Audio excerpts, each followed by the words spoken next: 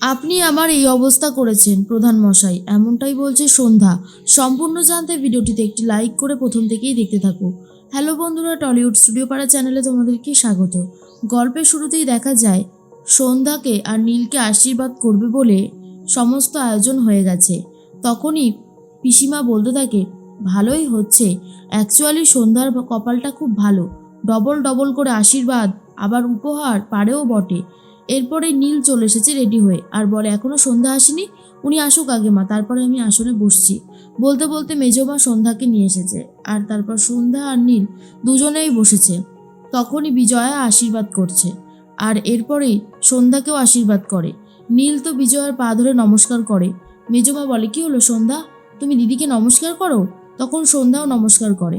এরপরেই বিজয়া বেশ সুন্দর সুন্দর দুটো বালা নিয়ে এসেছে আর সেগুলো পরাবে বলে ঠিক করেছে সন্ধ্যাকে, সোনার বালা, যা দেখার পরে শৈল আর পিসিমার চোখগুলো ছানাবড়া হয়ে যায়। কিন্তু সন্ধ্যা থামিয়ে দেয় আর বলে, দাঁড়ান মাঠান, বলেই মাঠানের হাতেই উল্টে পরিয়ে দেয় সোনার বালাগুলো। আর তখনই বিজয়া বলে, বৌমা তুমি এমন করলে কেন? সন্ধ্যা তখন বলে, শুনুন, আমার এই সমস্ত দামি দামি গয়না শাড়ি এই সমস্ত দিয়ে কিচ্ছু হবে না, আমার স্মৃতিটা ফেরাতে হবে, সেটা আপনাদের দায়িত্ব। আপনারা তো সেই নিয়ে কথাই বলছেন না, দেখুন আমার এসব চাই না, আমি এই বাড়ির বউ কিনা সেটা নিয়েও সন্দেহ আছে। তখনই পিসিমা বলে, উফ, সন্ধ্যা যে কি জিনিস মিস করলো, সন্ধ্যা নিজেই জানে না, কত সুন্দর সুন্দর বালাজোড়া ছিল, কি অবস্থা, নিলই না। এরপরে নীল তখন বলে, আপনি ভুল করছেন, আমরা আপনার স্মৃতি ফেরাতে চেষ্টা করছি, আপনার কেন মনে হচ্ছে না বলুন তো? সন্ধ্যা তখন বলে, মনে হচ্ছে নাই তো, আমার বারবার মনে হচ্ছে কোনো একটা গন্ডগোল হচ্ছে। মনে মনে ঈশ্বর ভাবতে থাকে, সন্ধ্যার স্মৃতি তো ফিরতে দেওয়া যাবে না, সন্ধ্যার স্মৃতি ফিরলে আমরা সবাই ধরা পড়ে যাব আর সেটা আমি কিছুতেই হতে দিতে পারবো না। এর মধ্যেই বিজয়া তখন বলে, আচ্ছা ঠিক আছে, বৌমা যখন চাইছে না আমিও আর জোর করব না। এর মধ্যেই হঠাৎ করে দেখা যায় যে সন্ধ্যা বলতে থাকে, আপনাদেরকেই আমার সন্দেহ হচ্ছে যে আপনারাই এমন কিছু করেছেন যেটা যেটা ঠিক না। এরপরে ঈশ্বর প্রচণ্ডভাবে কাঁদতে শুরু করে দেয় আর তখনই সন্ধ্যা বলে, আপনি আপনি আমার এই অবস্থার জন্য দায়ী, কী হলো বলুন? আর তখন শৈল, পিসিমা, মন্টু টিন্টু ইচ্ছে করে সবাই কাঁদতে শুরু করে যাতে সন্ধ্যা আর কাউকে সন্দেহ করতে না পারে। এর মধ্যেই বিজয়া বলে, কি যে হচ্ছে, বৌমার স্মৃতি নেই এক রকমের, স্মৃতি ফিরলেও আর এক রকমের ঝামেলা, সব দিকেই ঝামেলার মধ্যেই রয়েছি। এর মধ্যেই সন্ধ্যা বলে, খুঁজে তো আমি ঠিক বার করবই যেভাবেই হোক না কেন। এদিকে বিজুরি চলে এসেছে ভাইকে নিয়ে আর বলে, মাঠান মাঠান আমাদের যে সব শেষ হতে বসেছে, মাঠান কি করব আমরা কিচ্ছু বুঝতে পারছি না। মাঠান তখন বলে, কেন, কি হয়েছে বিজুরি, সব ঠিক আছে তো? বিজুরি তখন বলে, কি করে ঠিক থাকবে, আমার যে কিছুই ভালো লাগছে না, সব কিছু কেমন যেন হয়ে যাচ্ছে। আমাদের বাড়িতে তো সন্ধ্যায় চাষবাস করতো, সন্ধ্যায় জমি সব দেখে শুনে রাখতো, এখন তো সন্ধ্যাও নেই, কি করব আমরা কিচ্ছু বুঝতে পারছি না। সন্ধ্যা তো চাষ করতে পারবে না, ও তো সব ভুলে গেছে, আমরা কি করে বাঁচবো বলুন তো? এখন আর সেলাই করে ক টাকাই বা রোজগার হয় যে সংসারটা চালাবো? আমি তো চাষ করতে পারিও না, কি করব আমি নিজেও বুঝতে পারছি না। সন্ধ্যা আড়াল থেকে সমস্ত কথা শুনতে থাকে। তখনই বিজয়া বলে, বৌমার তো এই অবস্থা, দেখো কি করবে আমি নিজেও জানি না। এর মধ্যেই চলে এসেছে নীল আর বলে, মা মা ঘরে তো সব আমিষ বাজার রয়েছে, তাই আমি ভাবলাম সন্ধ্যার জন্য নিরামিষ কিছু নিয়ে আসি, উনি তো মাছ খেতে পারছে না। তখনই বিজুরি বলে, কি তুমি নিজে বাজার করতে যাবে সন্ধ্যার জন্য? নীল তখন বলে, হ্যাঁ, না যাওয়ার কি হয়েছে? আর এরপরেই বিজয়া বলে, আর বলিস না নীল, বৌমা তো চাষবাস জানতো, ওদের সংসারটা তো বৌমাই আগলে রেখেছিল, এখন বলছে যে বৌমা মানে চাষ করতে পারবে না, ওদের সব কিছু শেষ হয়ে যাবে।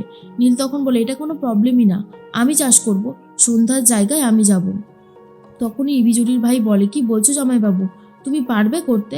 তখনই নীল বলে, কেন পারবো না, সন্ধ্যার কাজ মানে তো আমারও কাজ, সন্ধ্যা এতদিন দায়িত্ব নিয়েছে, এখন থেকে আমি দায়িত্ব নেব, আমি সবটা খুব সুন্দরভাবে করে দেবো, তোমরা কেউ চিন্তা করো না। কথাটা শোনার পরেই বিজুরি আর বিজুরির ভাই দুজনাই খুব খুশি হয়। আর এরপর আকাশ বেরিয়ে পড়ে। বিজুরি তখন বলে, মাঠান আমাদের সত্যি খুব খুব কপাল ভালো যে নীলের মতন একটা জামাই আমরা পেয়েছি, আমার বোনের কপালটা অনেক ভালো, কিন্তু তারা তারার কি খবর? তার তো কোনো খবর পাওয়া যাচ্ছে না মাঠান, সে ঠিক আছে তো?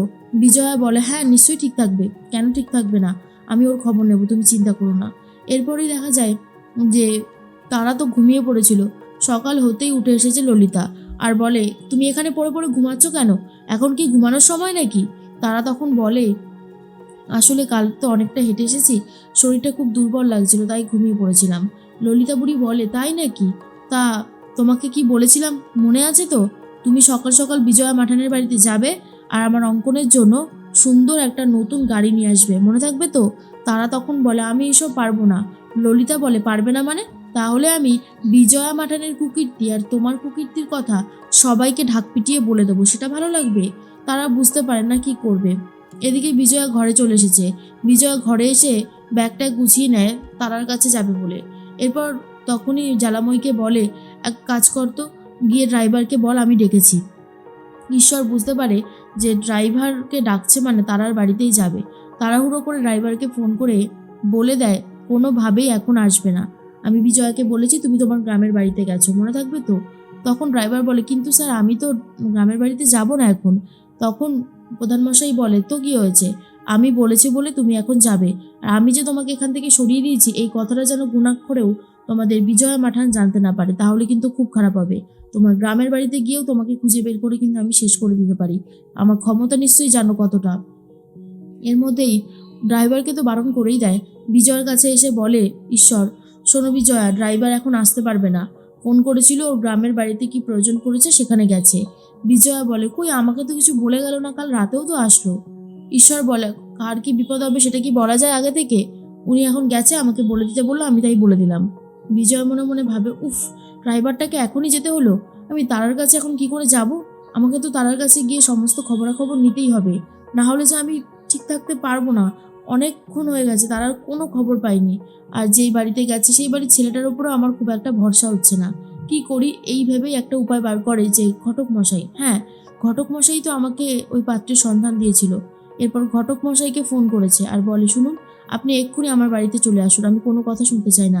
এক্ষুনি আসতে বলেছি মানে এক্ষুনি আসবেন। এরপরেই এক্ষুনি চলে আসে। অন্যদিকে সন্ধ্যা বলে দে আচ্ছা মাঠান, কালকে যেই মেয়েটা এসেছিল সেই মেয়েটার খোঁজখবর কি আপনারা নিয়েছেন, নাকি আমি নেওয়ার চেষ্টা করব, কোনটা? বিজয়া তখন বলে না না বৌমা, আমরা খবর নিচ্ছি, তুমি চিন্তা করো না। এর মধ্যেই দেখা যায় যে নীল বাড়িতে ফেরা মাত্রই সন্ধ্যা তখন বলে আমি কি খাবো, আমি কি পরবো সেটা নিয়ে তো আপনারা বেশ উৎসাহী, কিন্তু আমার যারা এই অবস্থা করেছে তাদেরকে ধরার বেলায় আপনারা এগিয়ে আসছেন না কেন? আমি তো সেটাই বুঝতে পারছি না। শৈল তখন বলে হয়ে গেল, এবারে কি হবে? এবার তো নীলও উঠে পড়ে লাগবে সন্ধ্যার এই অবস্থা কে করেছে জানার জন্য। দাদাটা মনে হচ্ছে এবারে ফেসেই যাবে। তখনই সন্ধ্যা বলে আপনাদের বাড়ির কাউকে আমার সন্দেহ হচ্ছে। আপনি আপনি না আপনি কে কে করেছেন বলুন তো এই কাজটা? বাড়ির লোক ছাড়া অন্য কেউ করতে পারে না।